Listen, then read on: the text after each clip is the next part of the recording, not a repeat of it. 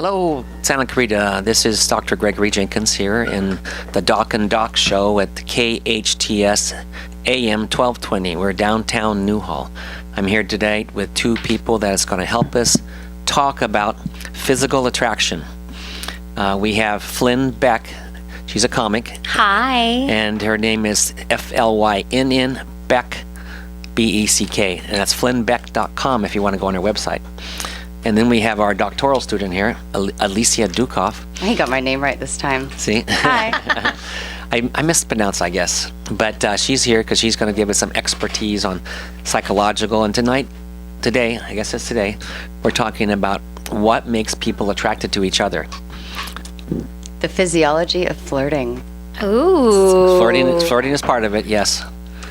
Well, actually, so our bodies flirt without us even realizing it is basically the idea. Can you tell I'm flirting with Justin? Oh, see, but Justin goes red no matter what. I mean, I think last week's paraphilia conversation, he might have been pretending to be on his phone a little too much. So what were you going to say? Well, I was going to say that, the attraction, whether it's physical or mental or the smell of somebody or the way they look, the clothes they wear, the pheromones, those all are important things. So, Flynn, in the comic business. Well, I just want to do a shout out. I decided to pull Leisha Keys and do no makeup today. How am I doing? She looks absolutely beautiful. I was like, I love it that I can say I'm being hip. I just don't wear makeup, but then for my shows I do. Can't you see Dr. Jenkins' pupils dilated? I mean, since we're talking about the physiology of flirting, yes, that's really one of the physiological signs that somebody's into you, is the concept that really all you have to do is look into their eyes. I think men don't look in the eyes. You can see the pupils dilating. They get bigger. So if they get bigger, that means they're into you? Yeah. Okay, yours are really small while you look at me. Well, not really maybe I'm just not in the mood right now. I don't know. Maybe we'll get into it. I mean, I'm not that quick of a win, I mean, I just met you and everything. Wow. I've got a challenge on my hands. Always. But yeah, so that's just one basic little tip for people. So when you're on a date with somebody, I know the whole thing these days is people meet on Tinder, they meet for the first time. You're sitting at the table with somebody and you look across at them and they have got that poker face. Maybe they're really nervous. They're not really showing you whether they're into you or not. Just look at their pupils. Okay, wow. If they're big, if they're getting bigger, that person is taking you in. It's literally a physiological, it has nothing to do with the psychological, mental, emotional, spiritual aspect of anything. They're just looking at you and they like what they're seeing physiologically. When things get bigger, I usually think that the guy likes me. I would say. Exactly. And same for women as well. I mean, in multiple areas. Yeah, true. So that's just like that's my little segue into that's what so we're going to be talking about. That's just know a really that. basic. Yeah. So if I want to know if a guy's into me, just look at his pupils. That's step one. Okay, what's step two? Then maybe you order a drink. Okay. What's step two? What's step two?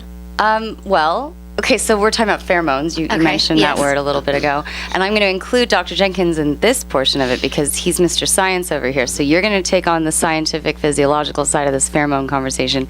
I'm going to talk more psychologically, mentally, emotionally about it. Okay? So subject of pheromones, in and of itself, these are things that secrete from us. We have a scent. We're not that far out of the jungle, people. We're animals. We just happen to walk upright and think we're really, really civilized.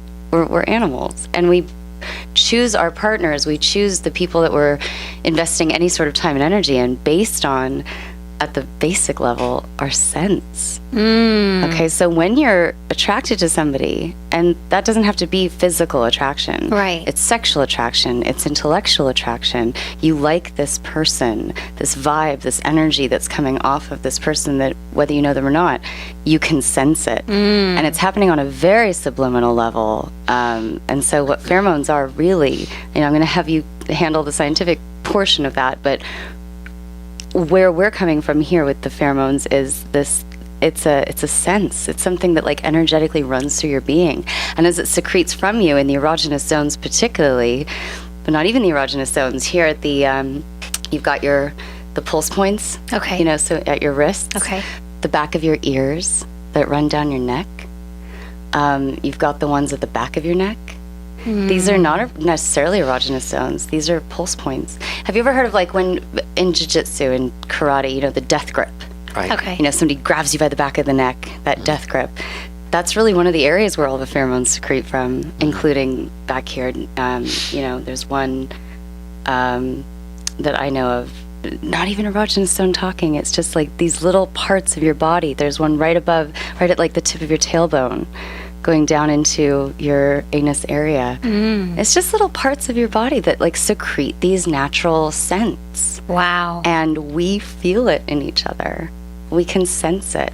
So I could be walking by the most absolutely astonishingly handsome guy, but if his chemistry of his scent does not mix with my chemistry, like perfume, okay, it just won't gel. And then some scents will just gel, and you'll walk by that person and go, well, hello. Yeah. And you won't even really notice that you're doing it. Maybe sometimes you do, but that's just at the very start of being attracted to another individual, male or female, because really, scents don't know gender.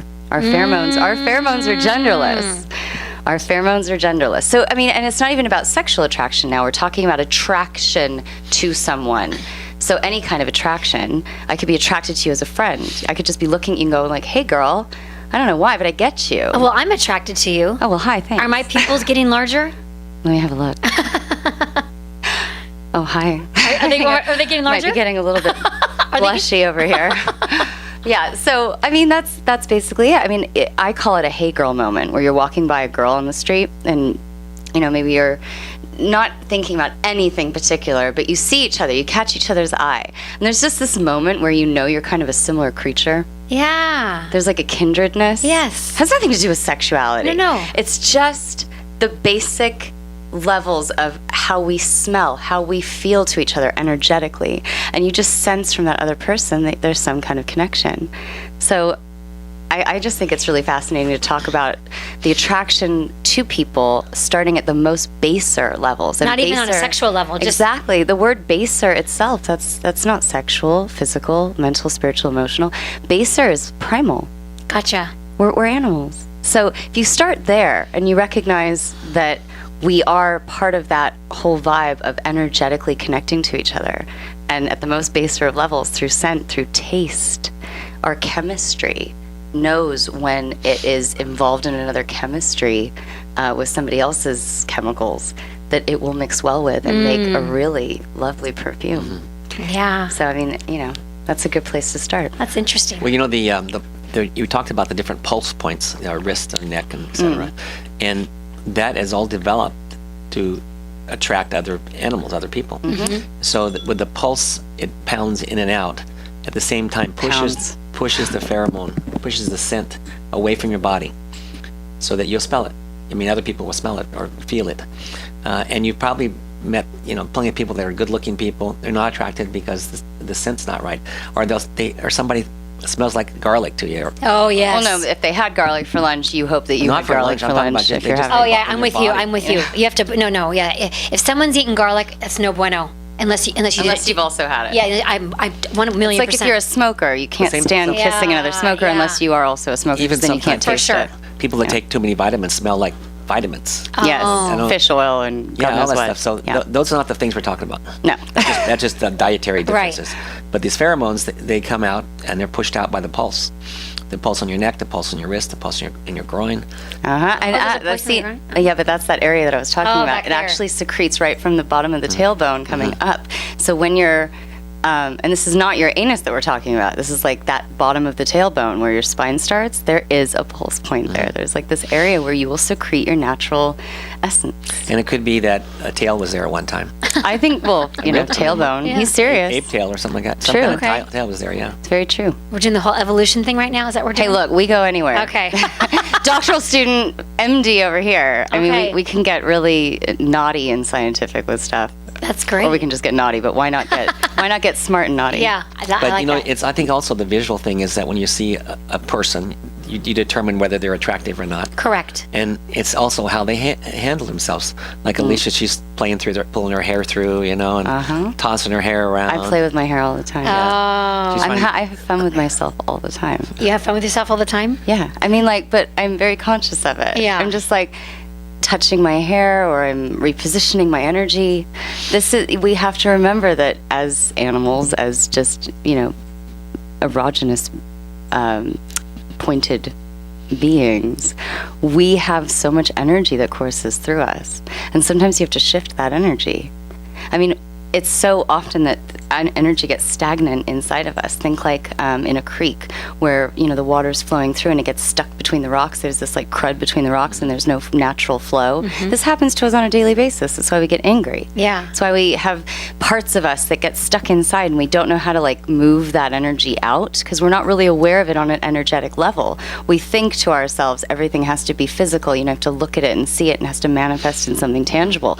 Energy's not really manifested like that, where you can see it. You can manifest it for sure, and you can transmute it and then release it. But you have to be first aware of it. So energetically, yes, I'm constantly moving. I'm constantly shifting my energy inside. I want to be like a flowing river. And I think that when we talk about ourselves as human beings and then our connection to others potentially as mates, it's really important to start on this pheromone, physiological, and also energetic side of who we are. Because if you can become more aware of who you are inside, this little microcosm of a universe you've got going on in you, then you know who you are. You can see yourself in the midst of this thing called life. And as you're walking down the street and you see somebody who's quote unquote attractive to you on a pheromone or energetic level, then you are seeing life with a clearer lens. You've actually lifted the blinders a little bit. Attraction is not just in a box of this person's cute or this person, ticks off my boxes on these levels. We are also just these fluid beings that happen to connect. Well, also, we were talking about the hormones and chemicals, but also you got to think about when people are attracted sometimes because of intellect, or you have an equal because of intellect. Intellect. You have an equal intellect, and you'll say that person, man, they're really smart. I get the most turned on by intellectual stimulation. So I think it's the greatest form of foreplay. How about you, Flynn? Absolutely. Yeah, I like a man with a large vocabulary. I like a large vocabulary. Use some big words, and I'm in. Wow. Wow. Yeah. There's that supercalifragilisticexpialidocious. No, not like a word like that. No, like if a guy says, I don't know, omniscient, or if a man has a large vocabulary, I listen. Hopefully he knows what it means. Yes, all knowing. But when they're dropping the F-bomb every other word, I'm so not interested. To me, it's not sexy, it's not cool, it's the antithesis. Yeah, see, that's the behavioral issues. It's something you don't like. Some people may like it. So that's one of the things when you sort people out for attraction, you're going to find somebody who has a normal vocabulary that doesn't talk like whatever person that is. Well, I'm not saying every other word has to be a big word, but if you don't know how to communicate or articulate, and you're throwing F-bombs every other word. I think they use them as fillers, F this, F that. Sometimes it's just that they don't know what else to say. Yeah, I'm not interested. It's like, use your imagination. You know what I mean? Imagination. Yeah. Right. And that's along the lines of what my work is really going to be pushing forward is the left and the right brain. Oh, yeah. We were touching a little bit on this that first time I came on. We were talking about how to move your energy and how to be more present with yourself internally, shift your attention, right? So we were talking about left and right brain. Again, this is very along the lines of how you choose a mate. The left brain's very logical, very rational. It's the chess player. Yes. Show me before I can believe something, right? And the right brain, which is highly underutilized in society, first thing to go in schools with a budget crisis is art and music and all that. This is all imagination. So when you're looking into the eyes of somebody with those dilated pupils and the vibe is flowing and you're feeling good with this person's chemistry, the next step is to have that conversation. And as you're discussing things, and F-bombs excluded, although an occasional F-word, occasional F-bomb is hot. Amazing. It's hot, and placed well. Yes. It is effing phenomenal. I agree. Right? I agree. One of my favorite therapeutic techniques is to use the F-word, but well placed. Yes. anyway, so you're sitting there having that conversation, things are vibing, things are flowing, and to open the right side of your brain, to actually allow your imagination in, where you're not sitting there confined in the boxes of, what am I supposed to say to this person? Now let's talk about the weather, let's talk about politics, talk about what you don't see. Talk about, what is out there. I was reading an article recently about how people are so stifled these days because at parties and generally when they meet people, what they really want to talk about is, tell me what scares you. Yeah. Tell me about your worst nightmares and tell me about your greatest dreams and tell me what you think is out there. And do you believe in aliens? And are we the only ones? And, these are things people they're so afraid to talk to somebody else about because, it's seen as quote unquote crazy or really out there in society, but people are dying for that. Yeah. And so I would suggest just on this conversation to open that right brain, open your imagination. Maybe your imaginations will connect on some other dimension. Yeah. And then, boy, things start to flow. Yes. And as you were saying, intellectual stimulation. Sometimes people are attracted just to, achievement, basically. You like this woman or this guy because they went through college. They've achieved things. But there's other ones where it's all visual. But we're going to be going away from this segment, and I want to remind people next week, Dr. Curts will be back, and also she's bringing a guest, a physician who does the vaginal rejuvenation surgery and the making it all pretty again. The G spot, the O spot, the P test, the priapism test. So they're all going to be back next week. So listen next week for that. So we're going to close off right in this segment right now. We're listening to 1220 KHTS. Our number here is 298-5487. Two guests today are Alicia Dukoff and Flynn Beck. Thank you.